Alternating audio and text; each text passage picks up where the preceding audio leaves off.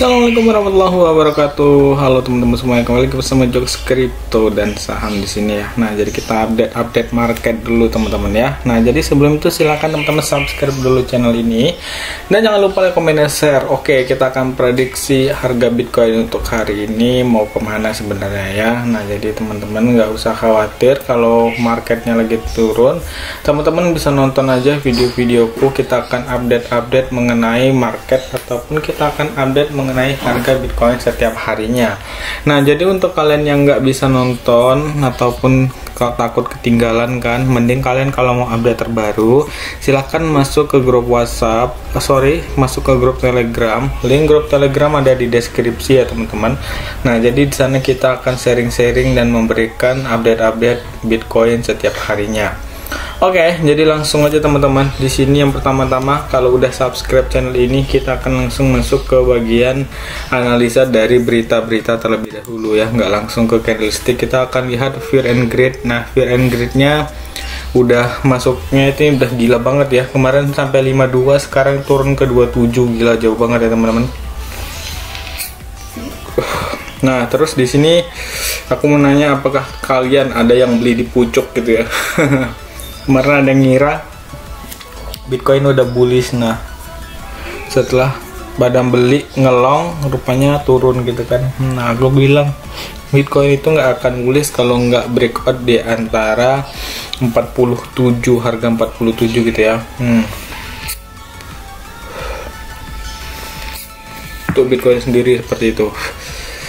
Oke teman-teman, jadi yang pertama di sini kita tadi udah lihat fear and greed udah turun. Di sini kalian juga bisa lihat untuk minggu ini.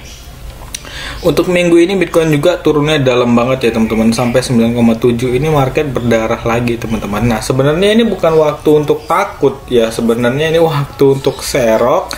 Dan teman-teman bisa serok apa ya, koin-koin yang bagus lah fundamentalnya. Nah, jadi kalau kalian mau tahu serok apa, kalian bisa klik aja pada bagian playlistku. Nah, jadi di bagian playlist ini ada tentang rekomendasi koin kripto. Nah, di situ kalian udah bisa lihat nanti apa aja yang aku rekomendasikan dan silahkan dibeli ya berdasarkan analisaku. Oke, berikutnya di sini kita akan masuk ke bagian Twitter ya teman-teman. Nah, di sini kita akan masuk ke Twitter. Dan di sini kita akan lihat Bitcoin News pastinya ya teman-teman. Nah, di Bitcoin News. Oke, biasanya ini Bitcoin ini turunnya dalam. Biasanya itu ada beberapa berita-berita yang mengandung food ataupun juga sentimen-sentimen yang jelek lah ya. Nah, jadi di sini pejabat yang tercakup dalam aturan baru akan memiliki waktu 12 bulan untuk membuang semua kepemilikan yang tidak diizinkan. Nah, ini berarti berita buruk ya teman-teman ya. Nah, jadi di sini kalian bisa lihat ini berita buruk untuk kripto. Kenapa? Karena kripto, yang punya kripto disuruh dibuang, ini nggak tahu di negara mana. Mungkin kalian bisa baca sendiri nanti ya. Kalian baca sendiri nih adanya di daerah mana nih. Yang jelas bukan di Indonesia ya. Terus di sini kita bisa kembali lagi, kita akan lihat berita berikutnya. Di sini kita bisa lihat di tengah perbincangan hangat tentang Freedom Convoy, perlu ditekankan bahwa desentralisasi kripto seperti Bitcoin tidak dapat dibukukan secara langsung. Ya bener sih, Bitcoin itu nggak bisa langsung tiba-tiba di ban di dunia, itu nggak bisa, karena dia kan sistemnya juga terbuka ya teman-teman. Jadi juga sulit kalau memang mau di ban, itu mungkin perlahan. Pemandu suara yang terus-menerus menabuh genderang ke bulan melakukan kerugian besar. Wih, ini sepertinya menyindir si Elon Musk ya teman-teman ya. Nah, slow. Kita akan lihat lagi berita ini. Beritanya berita buruk semua sepertinya ya hari ini ya teman-teman. Nih kalian bisa lihat juga di sini. Nah, Binance, kepala eksekutif pusat ahli di cryptocurrency di Asosiasi Bank Rusia. Nah, ini belum termasuk ya. Sini kalian bisa lihat. Oh, ini berita bagus sebenarnya. Anda ingin berbicara tentang Bitcoin akan ke 300.000 USD dolar, itu akan terjadi ketika institusi akhirnya dapat membelinya. Institusi. Oke, jadi kita akan tunggu harga Bitcoin ke 300.000 ya. Sebenarnya kalau ke 100.000 aja udah bagus banget ya, tapi kan kita nggak tahu, namanya kripto itu penuh dengan kejutan. Kayak tahun kemarin tiba-tiba kripto waktu bulan Aprilnya itu naik semua ya teman-teman. Nah, jadi kita nggak bisa tebak-tebakan, kita bisanya cuma menganalisa doang gitu. Nah, ini adalah Bitcoin hasil analisaku waktu beberapa hari yang lalu, dan di videoku mengatakan bahwasanya Bitcoin itu akan turun teman-teman karena dia jebol. Aku waktu itu bilang ketika Bitcoin masih di harga 40 sampai 41. Terus banyak yang komen di grup ataupun dimanapun bilang ini kadang-kadang orang ini katanya pasti nanti Bitcoin mantul. Sebenarnya Bitcoin itu udah diprediksikan turun karena dia berhasil menjebol VIP 0,618 nya teman-teman di area sini. Nah, jadi VIP di sini dijebolnya karena untuk ngisi gap yang di sini kata orang ya. Sini kan ada gap sebenarnya. Nah, terus udah diisi, dia malah keterusan turun sehingga di sini dia ketahan sama yang ini sekarang nih. Ketahan sama yang ini. Oke, makanya dia berada di sini. Nah, jadi kalau misalnya Bitcoin tetap melanjutkan penurunan, menurutku Bitcoin akan terus turun sampai ke harga sini. Bentar ya, kita hapus dulu. Kita akan hilangkan dulu. Nah, jadi dia akan tetap turun ya. Kalaupun misalnya dia mantul dari 37800 ya di Fibo 0,382, itu mungkin dia akan mantul dulu ke area 39. Nah, setelah mantul ke area 39, maka dia akan terus terjun sampai ke bawah sini. Kalau menurutku sih akan memenuhi panggilan terakhir yaitu di area 28 sini teman-teman ya. Nah, jadi di video-videoku sebelumnya aku bilang Bitcoin akan ke harga 28. Pada nggak berani pada komen-komen buruk semua. Nah, terus udah aku bilang kalau misalnya Bitcoin bakalan turun itu karena apa? Karena kita lihat situasi dan kondisi sekarang, dunia lagi digemparkan sama yang namanya Corona ataupun COVID. Nah, jadi COVID ini juga termasuk menurutku termasuk salah satu penyebab yang memperbesar masalah gitu ya. Jadi kan misalnya gini nih, misalnya COVID lagi naik lagi gitu, kasus COVID naik lagi, mau nggak mau itu kan orang-orang butuh duit ya, butuh duit, dan mereka mengambil duitnya yang ada di kripto mungkin untuk berobat dan lain-lain seperti itu. Nah, itu analoginya seperti itu teman-teman, makanya harga-harga turun juga. Nah, ini pokoknya kalau target terdekatku ya Bitcoin akan ke area 35 dulu teman-teman ya, ke area 35. Nah, ini kan kita ngikuti dari garis Fibonacci-nya. Nah, jadi dari garis Fibonacci dia akan ke area 35.900 terlebih dahulu. Kalau dia berhasil mantul, mungkin dia akan naik lagi. Nah, tapi kalau misalnya dia berhasil menjebol, mungkin dia akan ke area 32-an lagi teman-teman. Nah, jadi kenapa kita bisa berkata seperti itu? Kita melihat dari area 37 di sini kan, mungkin kalau dia jebol hebat banget ya. Nah, ini kan di area sini banyak banget, ada 3, ada 4 sih sama ini. Nah, itu ada support kuatnya teman-teman. Nah, termasuk yang ini juga, jadi resisten kuat. Terus kalau misalnya dia berhasil turun dan dia menjebol area 37.800, maka dia akan ke bagian sini dulu teman-teman, bagian sini dulu.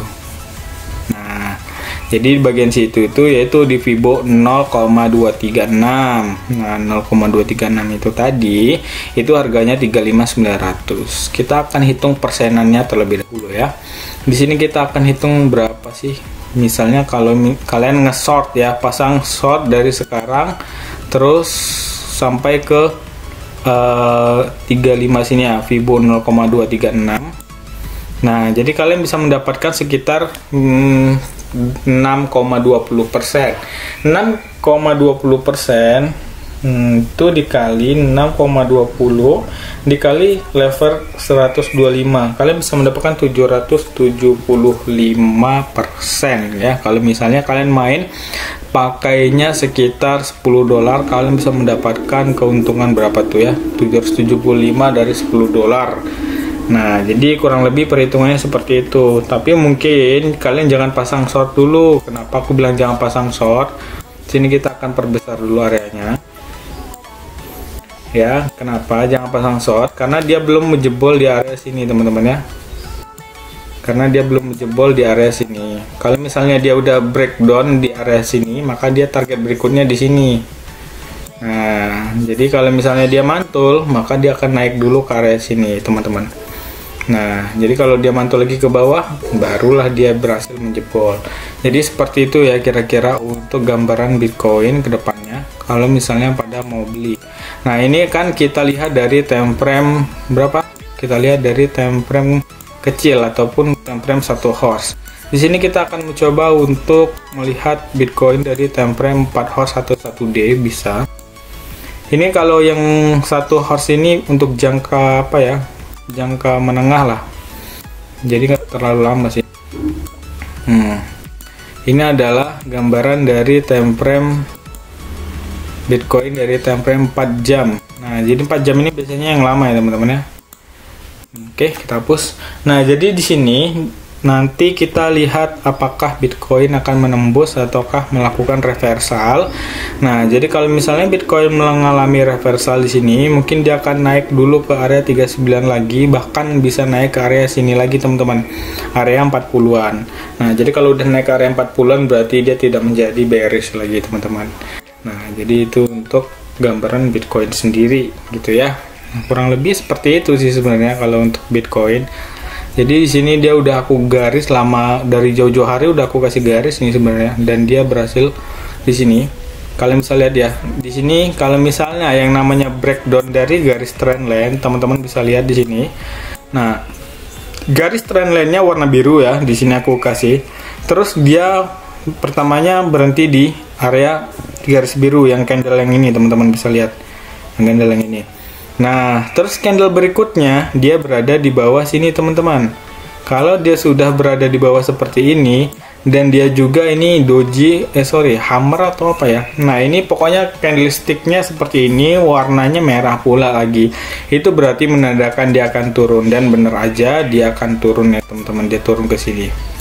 Nah, jadi itu adalah konfirmasi ya, yang candle yang saya lingkarin yang sini, yang ini. Mana ini, mana. Ntar kita hapus dulu, kita ganti simbol, nggak usah dicoret-coret. Nah, jadi ini adalah ya, di sini berarti, nah ini dia.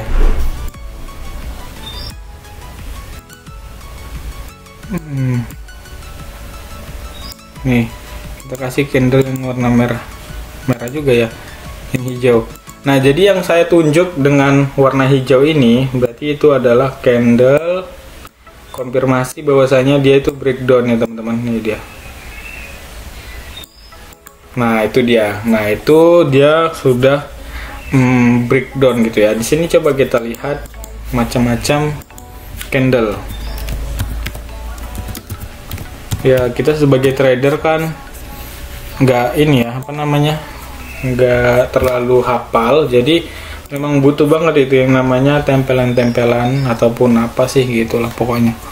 Nah, jadi yang penting seenggaknya tahulah itu fungsinya apa seperti itu teman-teman. Nih, kalian bisa lihat ya di sini macam-macam candlenya di sini. Kalau kalian mau lihat, banyak banget candle-candle penurunan di sini. Kalian cari aja candle yang mirip dengan yang tadi di sini. Ini dia candlenya, mungkin sama ya, sama yang tadi. Ini dia teman-teman. Kita lihat ini nomor berapa sih ini? Ada nomornya ya. Nah, pokoknya seperti itulah kurang lebih ya. Yang penting dia menandakan dia udah konfirmasi candle dan berarti dia udah turun gitu. Kita lihat nanti di time frame 4 horse atau 4 jamnya. Kira-kira dia bakalan kemana? Apakah ini cuma jarum dan naik ke sini dulu atau gimana? Oke.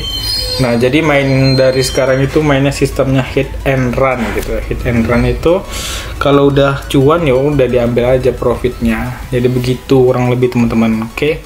Thank you banget lah yang udah nonton, dan jangan lupa like, komen, dan subscribe-nya. Assalamualaikum warahmatullahi wabarakatuh.